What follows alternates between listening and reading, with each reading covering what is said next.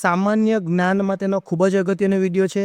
આ અગાઉ આપણે સામાન્ય જ્ઞાનનો ભાગ 1 બનાવેલો હતો, પરંતુ એમાં કોમેન્ટ આવી હતી અને કહ્યું હતું કે આગળ પણ બનાવો, એટલે આપણે ભાગ 2 પણ જોઈએ છે અને ત્યાર પછી ભાગ 3, 4 અને 5 એવા પણ વિડીયો આવશે.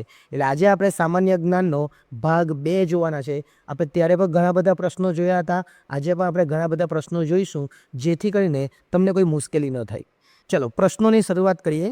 એથ્લેટિક બીજા કયા નામે ઓળખાય છે? તો જવાબ આવશે ટ્રેક અને ફિલ્ડ. જો જવાબ આપણે અહીંયા આપેલા જ છે, એટલે તમને કોઈ મુશ્કેલી થવાની નથી. જો અહીં જોઈએ, મેરેથોન એ સૌથી લાંબી છે, 42.195 કિલોમીટર, એટલે કે 26.219 માઇલ અને 385 yard.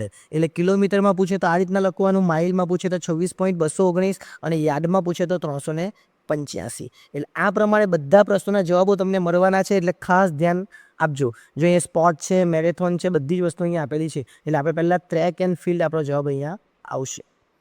All motion is relative એ ખ્યાલ કોણે આપ્યો હતો? તો જવાબ આવશે ગેલેલિયો ગેલેલી અથવા ગેલેલિયો ગેલેલી. આ જવાબ આવશે. પણ એ જોયું, ઓલ મોશન ઇઝ રિલેટિવનો સૌ પ્રથમ ખ્યાલ ગેલેલિયો ગેલેલી આપ્યો હતો. જનરલ થિયરી ઓફ રિલેટિવિટીનો ખ્યાલ એટલે આલ્બર્ટ આઇન્સ્ટાઈન દ્વારા આપવામાં આવેલો હતો. આલ્બર્ટ આઇન્સ્ટાઈન કયો ખ્યાલ આપેલો? General theory of relativity.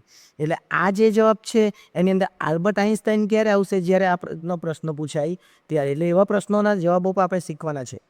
Holi હરીફાઈ કયા તહેવારની ખાસ વિશેષતા છે? તો જવાબ આવશે ઓનમ, અથવા કોઈ જગ્યાએ આવું લખેલું હોય ઓણમ, ઓણમ પાડેલો હોય તો પણ એ જવાબ આવશે.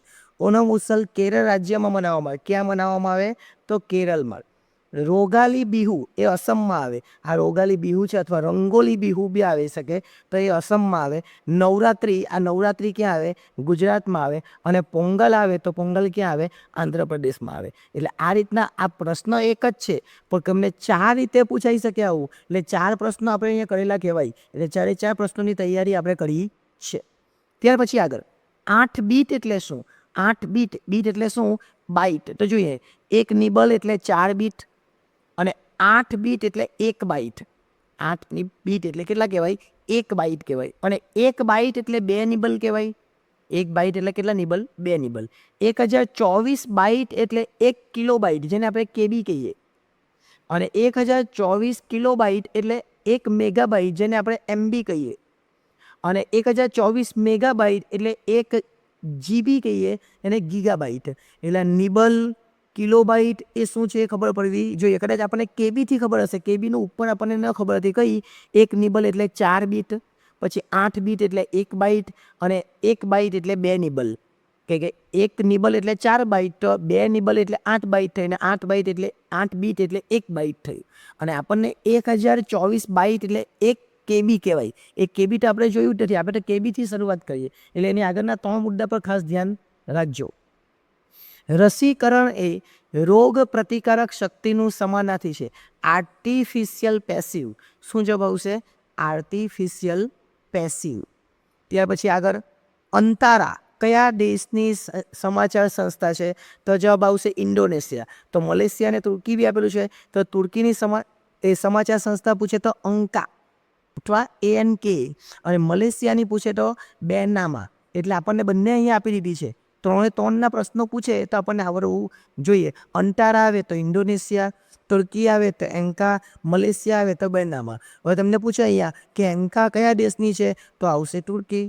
તમને પૂછે બરનામા કયા દેશની છે? તો આવશે મલેશિયા. એ પ્રમાણે આપણે લખીશું. ઓ પોઝિટિવ બ્લડ ગ્રુપવાળા બાળકને ખાલી જગ્યા બ્લડ ગ્રુપવાળી માતા હોવું અશક્ય છે. AB નેગેટિવવાળી એની મમ્મી હોય એ હોઈ જ નહીં શકે. એટલે AB નેગેટિવ જેનું હોય ને એના છોકરો ઓ પોઝિટિવ ક્યારે પણ જન્મ લે નહીં. જોઈએ, બ્લડ ગ્રુપની શોધ કોણે કરેલી? Land Steiner. ક્યારે કરેલી?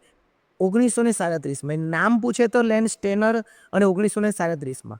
ઓ બ્લડ ગ્રુપવાળા બાળકની માતામાં ક્યાં તો ઓ પોઝિટિવ હોય, ઓ નેગેટિવ હોય, AB પ્લસ હોય, A પ્લસ હોય, B પ્લસ હોય, A માઇનસ હોય, અથવા B માઇનસ હોય. પણ AB માઇનસ કોઈ દિવસ હોઈ શકે નહીં. આ આપણે યાદ રાખીશું. ક્યાટ કયા અથવા ક્યાંનું ચલણ છે? એટલે કયા દેશનું? તો જવાબ આવશે મ્યાનમાર. હવે નેપાળ આપેલું છે, નેપાળમાં રૂપિયો છે. અને ભૂટાન આપેલું છે, તો ભૂટાનમાં ન્યુલગલ, ન્યુટ્રમ. અથવા ન્યગુલ્ટ્રમ. તમારે જેમ વાંચવું હોય તેમ કે વાંચવું બહુ મુશ્કેલ છે. નીચેનામાંથી કયું ઉત્સેચક નથી? તો જવાબ આવશે સેક્રેટિન. હવે આ બે વસ્તુ છે એ પણ સમજી લઈએ. તો પેપ્સિન અને કેમોટ્રિપ્સિન એ બંને ઉત્સેચક, એ બંને શું છે? ઉત્સેચક છે. કેમ? એઝિન એ છે. જ્યાં સેક્રેટિન એ રંજક દ્રવ્ય છે. કેવું છે? એટલે એ ઉત્સેચક નથી. બાકીના બધા ઉત્સેચક છે બે. આગળ ત્યાર પછીનો પ્રશ્ન જોઈએ. ઓડિશી નૃત્યનું મૂળ કયા રાજ્યમાંથી આવ્યું છે? તો ઓડિશી એ ઓડિશામાંથી આવેલું છે. ભારતની 7 નૃત્ય કલા કેટલી છે? 7. એમાંથી એક એટલે ઓડિશી નૃત્ય કલાનું જળનું પ્રતીક છે. એનું પ્રતીક છે જળનું. કેરળમાં કથકલી આવે એટલે આ કેરલા છે એમાં શું આવશે? કથકલી. તમિલનાડુમાં ભરતનાટ્યમ આવે અને કર્ણાટકમાં યક્ષગાન આવે. એટલે આ ઓડિશામાં ઓડિશા, તમિલનાડુમાં ભરતનાટ્યમ, કથકલી જોઈએ તો કથકલી ક્યાં આવે? કેરળમાં, અને કર્ણાટકની અંદર યક્ષગાન. આ રીતના આપણે યાદ રાખવાનું. બહારના કાનનો આકાર શેના લીધે હોય છે? તો ઇલાસ્ટિક કાર્ટિલેજ છે. ઇલાસ્ટિક કાર્ટિલેજને કારણે બહારના કાનનો આકાર હોય છે. ઇલાસ્ટિક કાર્ટિલેજ એટલે હું? સ્થિતિ સ્થાપક કોમલાસ્થિ. એ એક પ્રકારનું લવચિક અસ્થિ છે. લવચિક શું છે? અસ્થિ છે. એટલે આવું પૂછે કે સ્થિતિસ્થાપક કોમલાસ્ટિક શું છે? તો લવચિક અસ્થિ છે. આ અસ્થિને વાળ્યા બાદ અથવા તેની વિકૃતિ બાદ ફરી તેના મૂળ સ્વરૂપમાં આવે છે. તમે એને વાળો ને તો પણ એ ફરીથી એના મૂળ સ્વરૂપમાં આવી જાય. એવી કાનની અંદર એવા હાડકાઓ આવેલા હોય છે આપણા અસ્થિ. નીચેનામાંથી કઈ સોશિયલ નેટવર્કિંગ સાઇટ નથી? તો વિંક. ગૂગલ છે, લિંક્ડઇન પર છે અને બઝ પર છે. વિંક નથી. વિંક એ બ્રાઉઝર છે. ગૂગલ અને બઝ સર્ચ એન્જિન છે અને લિંક્ડઇન એ સોશિયલ નેટવર્કિંગ સાઇટ છે. આ બધી વસ્તુ એકવાર ફરીથી જોઈ લેજો જેથી કરીને કામ લાગે. કાલચક્ર વિધિ નીચે આપેલી વિધિઓમાંથી શેની સાથે સંકળાયેલ છે? તો બુદ્ધિવાદ. હવે આગળ જોઈએ. કાલચક્ર વિધિ એ ટિએટિયમ બુદ્ધિઝમ સાથે સંકળાયેલું છે, જે સમયના ચક્ર સાથે સંબંધિત છે. બુદ્ધિઝમ એટલે શું આવશે? બુદ્ધિવાદ. આગળ. The highest education is that which does not merely give us information but makes our life is harmony with the existence. આ કોણે આપેલું છે? તો રબીન્દ્રનાથ ટાગોર દ્વારા. આ પ્રખ્યાત વિચાર નોબેલ પુરસ્કાર વિજેતા રબીન્દ્રનાથ ટાગોર દ્વારા આપવામાં આવેલો હતો. નીચેનામાંથી આણ્વિક ઉર્જા ઉત્પન્ન કરવા માટેનું યુરેનિયમનું શ્રેષ્ઠ સ્વરૂપ કયું? તો U-335 235. હવે 37 ને 38 શું છે એ પણ જોઈ લે. યુરેનિયમમાંથી કુદરતી રીતે બનતા કુલ 3 આઇસોટોપ્સ છે. કેટલા છે? 3. હવે યુરેનિયમ 238 જે છે, યુરેનિયમ 235 છે અને યુરેનિયમ 234 છે. તેમ એટલે 34, 35 ને 38. આગળ જોઈએ. જેમાં 235 એ આણ્વિક ઉર્જા પ્રાપ્ત કરવા માટે શ્રેષ્ઠ છે. એટલે 34, 35 ને 38 આપણને પૂછાય તો આપણો જવાબ આવશે 35. કેટલો જવાબ આવશે? 35. છોડને ગૌણ રીતે પોષણ આપવાનું કામ કોણ કરે? તો જવાબ આવશે સલ્ફર.